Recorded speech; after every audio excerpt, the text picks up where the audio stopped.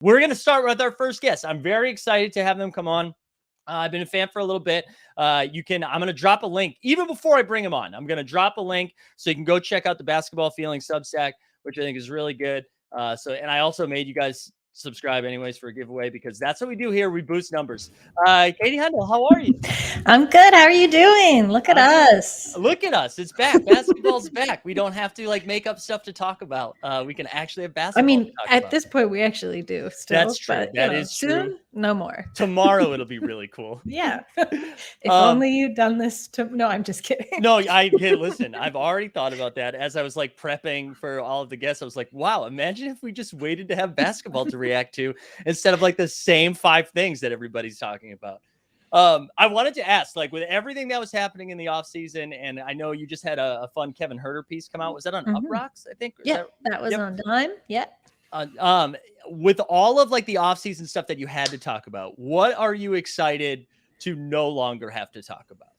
Is there something that sticks out where you're like, you know what storyline I'd be happy to just not have to get into? Yeah, it's a good question. I mean, for me, we kind of left the Kevin Durant sweepstakes in the dust of like a month ago. Like time melts a little bit in the off season. That I was happy to leave behind. But I'm like I like the off season. I mean, I like this. I like the season start too. Obviously, it's integral to my job and my interests.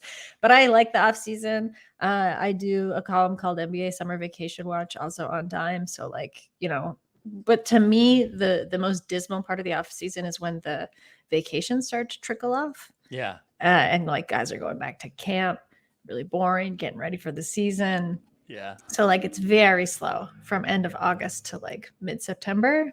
I'm just like generally happy to leave that slow stretch of the off season behind. Yeah, that was what I was just kind of referencing too. I feel like the podcast season, which like gets me through just any sort of commutes, is still ramped up during the free agency run up. And then everybody's like, hey, I'm going to go to Greece for a month and then we'll be back. So it's been nice to have to just have that type of content come back, which has been good.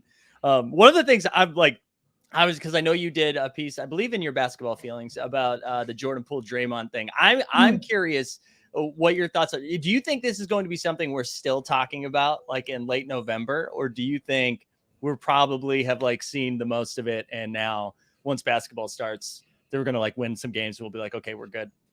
Probably not, because the attention span of all of us within the NBA microcosm is so tiny that like, within a week we won't be talking about it. The only way I could is if there are actually like serious ramifications on the team dynamics, which again, I think like that team is a bit too pro for. I also could just see like, Steph and Clay and those guys who are closer to Draymond kind of being like, you gotta quit it. Yeah. You gotta drop it, So I don't think we will be. I think like I'm interested to see how Jordan Poole like bounces back. I'm interested mostly to just like see him play. I'm interested like seeing a lot of like the young core, like new core or like core 2.0 of the Warriors play. Jordan Poole, Jonathan Kuminga, James Wiseman, like all those guys. I'm more excited for that. And I hope that kind of the energy of the punch, if we're calling it that, doesn't like kind of drag down the joyfulness of that group. And like the excitement of that group. It does. Not that I'm rooting for punches to happen anywhere in general.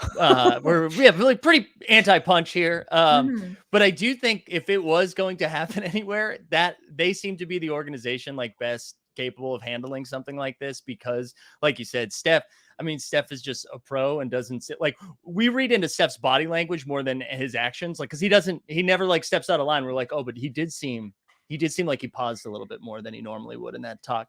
In the talk, but like it's not funny. Like I'm not trying to make light of the video, but like in that clip, like Steph doesn't even turn around for a good chunk until it's like until they're like physically both on the floor. I think then Steph turns around for the first time. So that's why I'm like, professionalism, also probably a little bit used to, hearing Draymond talk, but mostly professionalism. Like Steph's very just so tunnel vision. Yeah.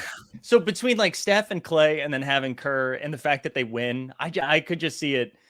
I mean, what if they get off to like, I'm trying to think of like with the Miami Heat when they started off like 500 or something when it was LeBron, Wade, and Bosh, and everybody freaked out for a little while. Like I guess I could see that happening if they start slow, but if they like rip off the handful of games at the beginning, I can just imagine we don't talk about it ever again. Be like, oh yeah, remember that time where Draymond assaulted somebody in practice? It would be kind of well, yeah. Well, I'll be curious. I'm really excited for them to play though with all those young guys that you were mentioning too. Yeah. It feels like everybody's really hyped about Kuminga and James Wiseman hopefully being back. I think it's gonna be a lot of fun.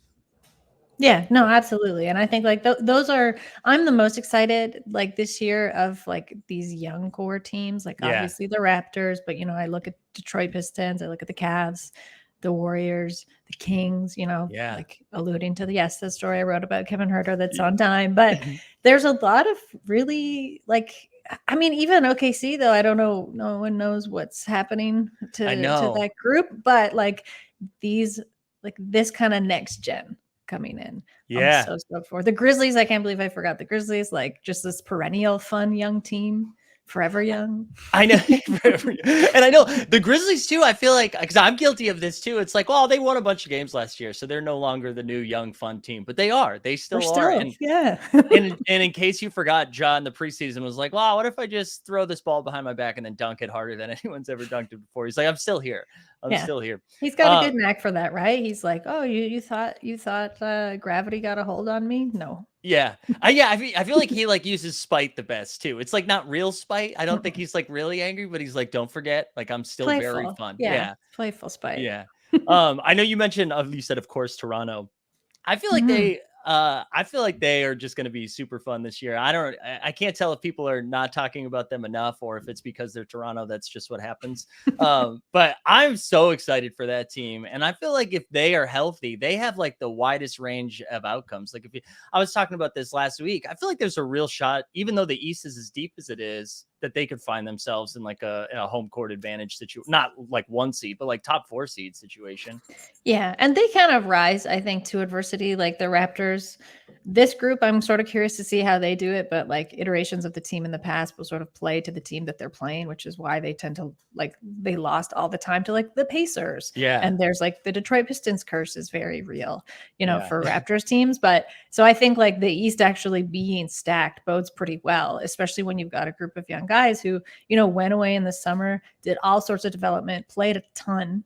Scotty Barnes was just like hopping into games wherever he could this summer.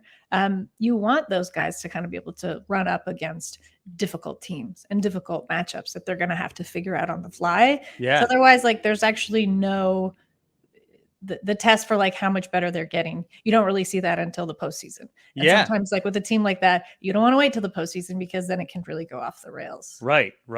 And I feel like they're just such an interesting team. Like, they've got so many different defenders that they can throw at some of these best teams. I mean, I don't know if anybody's got a defender they can throw at Giannis, but like I'm from Boston. Try. You can try, right? We can just stand in front of them. But like I'm a Celtics fan originally from Boston, and so like the Tatum and Brown are really hard to defend. But I feel like the Raptors are one of the few teams where they're like, well, we'll throw Scotty at you for a little while, we'll throw Siakam at you for a while. Oh yeah, we have OG and Precious and all these guys that we can keep throwing at you. When I think people do talk about that they're long and they're tough they're really good defenders. But I also think because of the way they're constructed, they're also difficult to defend. Like I feel like they present a lot of different problems defensively for a lot of teams, especially if like Scotty takes another leap as a ball handler who's, just a monster. Yeah. And I mean, like Nick Nurse's whole specialty, he's like, yeah, I'm the head coach, but I'm more of a defensive specialty coach. He's like, I think he said either yesterday or the day before at practice, he was just like, the more I do this, the more I'm actually interested in how to stop people. Yeah. Like that's where my interests are always going to be at the defensive end. So yeah, I think also for a young team, like to be able to problem solve and like to have that kind of quickness and agility at that end pays dividends, like, and again, I hate to be like, this is historically a Raptors thing, because like nothing about this team is really that historic anymore. A lot of those guys have moved on. But like the Raptors defense would always kind of ignite and feed into the offense. And there were these like lulls where it's just like, nobody could get a shot up. I think you've got some better shooters on the team this year with Otto Porter Jr. coming in. I think Gary Trent Jr. is going to be I don't know. I'm ready to see him Yeah. kind of go lights out. Precious has talked about wanting to just like make that a little bit more of his focus. But in, past instances where maybe a little bit of a drought when it comes to shooting or things dry up, the best way to sort of reignite that was always at the defensive end and just kind of get that spark and energy. And I mean, like, I don't know, like I would not want a group of like guys who are predominantly 6'9", rangy and huge and like sort of discombobulated at times coming at me. Like that's gonna throw terrifying. That's gonna throw your offense off. Yeah. And you mentioned the shooting too. I think it was Dan Devine who's coming on later. And I think I saw it in his piece. He talked about like the 5 most interesting teams, and the Raptors were one of them. I did not know this. And if I flipped the stat, I apologize. But I think it was that Fred VanVleet had had made 3rd most threes in the league and had taken the 5th most or so, or it's vice versa. And I know there's been a couple of games where it was like, holy shit, Fred VanVleet took like 13 threes tonight, and you usually don't see that. But I didn't realize that he was chucking at that rate. Because probably I think of him. Yeah, he does. He absolutely chucks. He's known to chuck. Yeah. So I'm excited to, like, now that I know that, pay attention to what the shooting looks like, especially if Scotty Barnes I feel Scott felt way too professional. As Scott Can you Barnes. imagine like the grief I think Toronto fans will feel, or like generally just like NBA fans will feel, if Scotty Barnes is ever like, I'm Scott now. Yeah, like he turns 26 and he's like, hey, it's just so severe. Yeah, I'm no longer on my parents' health insurance and I want to go by Scott now. It's Scott Barnes. I mean, now I'm like imagining myself into it. Yeah, but I don't want it. I'm trying to think if there's another player like that who has it's not a nickname. I shouldn't say his nickname is his first name. It's his first name. But who, if they made an adjustment like that would really throw us off. Well, OG actually did. OG made a point at the Raptors media day to be like, no, you guys have been just calling me OG. No periods between each. Please put those back. Oh, yeah. I like that. Yeah. I think the only one I can think of is almost the reverse. Like if Michael Porter started being like, it's Mike, call me Mike Porter. I'm trying to think of all the great Mikes. Like, Mike Conley suits him very well. Yeah. It's tough. The switch from Michael to Mike, that's tough. Because it's more, you're going more casual. Yeah, exactly. Yeah. My mom is the only one that calls him Michael. To that. Yeah. Speaking of the Nuggets, I think that was like one other team. I'm just excited to talk to everybody about the Nuggets because I like them. But also I think people are falling on one or two sides. So they're like, yeah, they're probably the favorite to come out of the West. They're really, really good. Or people are like, I absolutely don't buy into them at all. You can't win with like in the playoffs if Jokic is your big. Where have you kind of landed in the whole Denver world? I'm curious. Yeah. Probably that's where I'd like to comfortably leave it. Because to be honest, the West feels a little bit like a mess to me, like an intriguing mess that I can't wait to like get into and see what happens. But I don't know. Like I'm a huge Jamal Murray fan. It's me too. Phenomenal to like feel like, okay, he's coming back, and try to just like keep fingers crossed and everything, that he stays healthy. And I have no doubt that like he'll click right away. Jokic also seems to me like someone who's just like been patiently waiting for his friend to come back, and the way those two just play off each other on and off court. Like I can't wait to see that dynamic back. Yeah. As for the rest of the Nuggets, I don't know. Like they went a little bit silent, right? Mm-hmm. Like in the playoffs, I know why. Like obviously you're short somebody like Murray. Jokic has to make up for it like everywhere he can. So I'm just like, I just wonder how quick it is they'll come back. But they're like a very pacey in the sense that they are not fast. Right. They they're on their need own to pace. kind of chug up to it. Yeah. So, maybe by December. Yeah. January, they'll really be humming. Yeah, I'm like a locomotive, Mike. That's what I'm picturing. I can see it. I can see it. It was like Donkey Kong and Mario Kart. I don't know if you're a Mario Kart fan. He already started off slow, but once he got going, I mean, he was tough. He was tough. Bullying everybody off the court. Whereas like Toad's just like, who's the Toad of the NBA? Oh, that's great.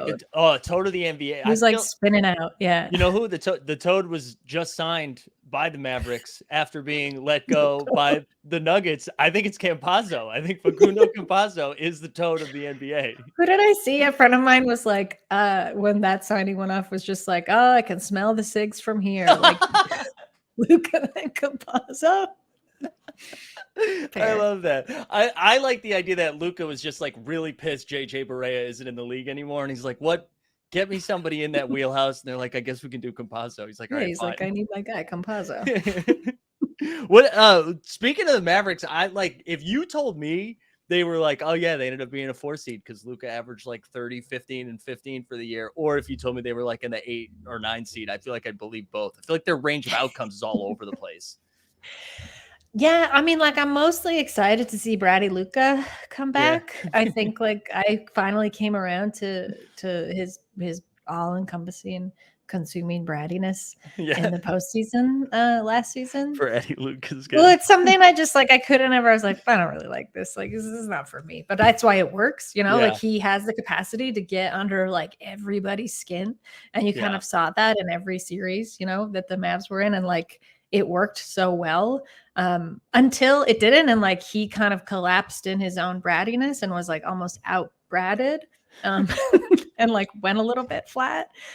The Mavs are interesting to me. Like they're another team where it's like they're still. I feel like they're still trying to like we're making jokes about Campazzo, but they're still trying to plug in these sort of like peripheral players and figure out like the depth there, right? And like what's going to work best around Luka. Granted, like he's his own depth. Sometimes you don't need that, but right. I think they got closest last season and they want to get back there. So it's like, okay, how do we fill out the back end of this? You know, when Luka gets so tired or frustrated, or we've got like a particularly weird matchup that we've got to kind of puzzle out. Right. Yeah. And I know, like, because they relied so heavily both when Luka was out and just like out of a game, or just like for taking a break, and I'm like stumbling over my words. When Luka missed a couple of games, you're just excited. I got so excited because more Campazzo talk, please. You've had a lot of coffee, but I have had too much coffee. But when Jalen Brunson would like come over, it would take over for them and like keep them afloat without the Luka minutes. And I mean, I guess they're like, well, hey, we do have Tim Hardaway Jr. back now, but I feel like that's such a different. I mean, I like Tim Hardaway Jr. I like Tim Hardaway a lot. Yeah, and I think he's a good complementary piece when Luka's on the court, but I don't know if he's bringing the same like Jalen Brunson energy where he's like handling the ball and playmaking in that same way. I feel like he's just like, let me chuck. And he's a steady guy, also a chucker. But like, he's not, he's not kind of that energy piece that you'd really want around Luka. But I think sometimes that's why it works so well, the two of them together, right? Absolutely. Like he can kind of be that steadying anchor on the floor. I really like Tim Hardaway Jr. He's like, he's someone who I came around on kind of when he got to the Mavs, because I don't really think he didn't really get a fair shake in New York. Does anyone? I don't know. No. I don't think so. Sorry, Knicks fans. TBD. But I think, when he got first with Rick Carlisle and the plan that he had for him, and now it's like nice to see that plan for him has kind of continued with Jason Kidd, and his staff, and he's been able to grow and develop in that way. I hope he stays there, but I hope he does too. I think they need him. I think they need him. They do need him. Yeah. Also, I've seen in the chat, Garen said Jose Alvarado is the Luigi. This is fun. But I'll ask the chat then. What's the Toad team? Like, what is the spin out? Like, way too, like, a part of me wants to say Pistons, but I feel like City Big kind of throws that off for me. Yeah. But just this, like, they're gonna be way too excited to start the season. They're gonna be like firing on all cylinders. It's gonna be kind of ugly, but like very fun and like pacey basketball. Is it the Kings? It might be the Kings. It could be the Kings. The Kings just might be happy we're talking about them right now, though. I know. Well, they are smaller too, right? Yeah, They're right. like when you look around the league, like the Kings are now weirdly one of the smaller teams. Yeah. And I think Fox has some real Toad qualities, which I mean positively. I'm pro Toad. It's tough because I hated Toad. I'd call the Kings more like I was gonna say like maybe they're the Koopa team, but the Koopa was like kind of tough, right? Yeah. Like, kind of like little tough, hard-nosed guy. I would have called like the previous iteration of the Jazz, I would have called the Koopas, I think, because I didn't like them, but they were tough. That's how I feel about Koopas. I'm out on Koopas, but they are tough.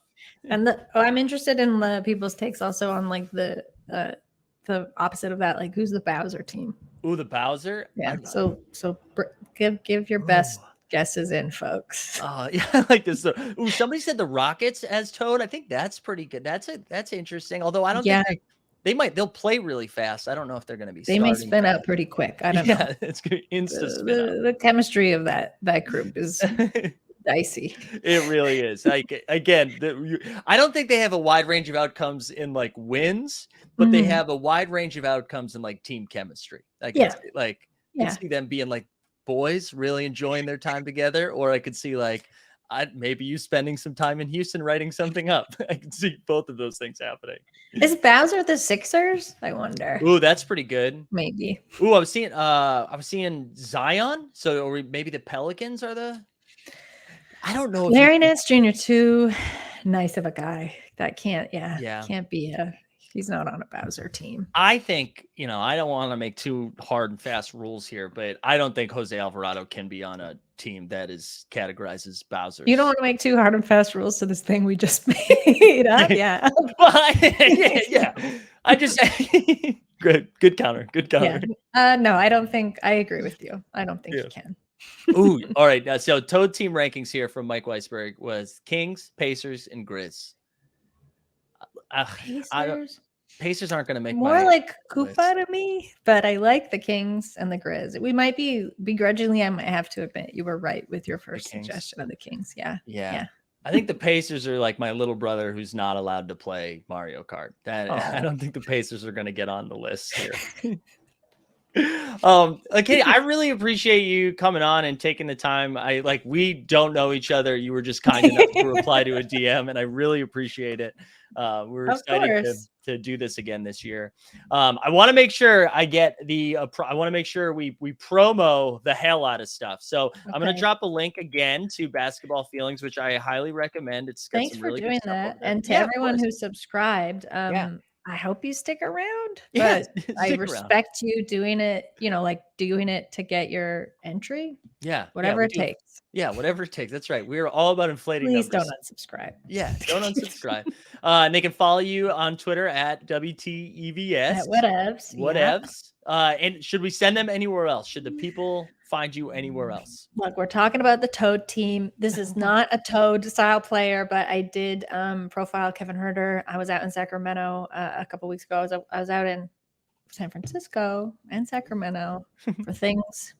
You can see those things like coming down the pipeline pretty soon. But in the meantime, I did get to sit down with Kevin Huerter, who it was kind of a nice continuation of a conversation we had when he was on the Hawks.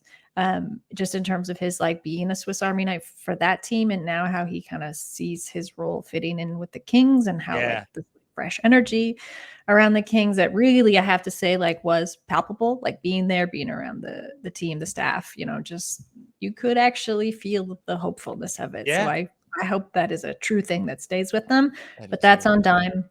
I just dropped that link into the chat as well, so feel free to check that out, people. Yeah, he says some great stuff, just about the trainers he's working with, who he's kind of clicking with on the team. We talked about Keegan Murray a little bit, so I think that's a really good group. It feels nice to be hopeful for the Kings again.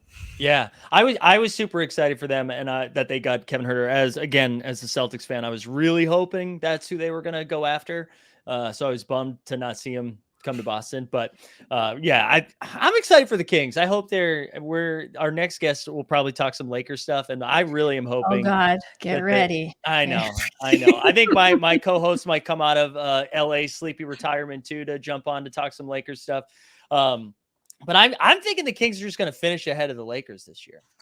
I just think that's going to happen. Be sure to ask Harrison why he thinks Russell Westbrook will be the savior of the Los Angeles Lakers. I honestly think I had this conversation with him this exact same time last year. So excited. Ask him again. Well, Katie, thank you so much for coming on. I really appreciate it. And hopefully we see you again soon. Thank you so much for having me, Mike. And good luck. Thanks. 7.5 Hydrate. No more coffee. Hydrate. Right. Done with coffee. Okay. All right. Thanks again. Bye, buddy. Take care.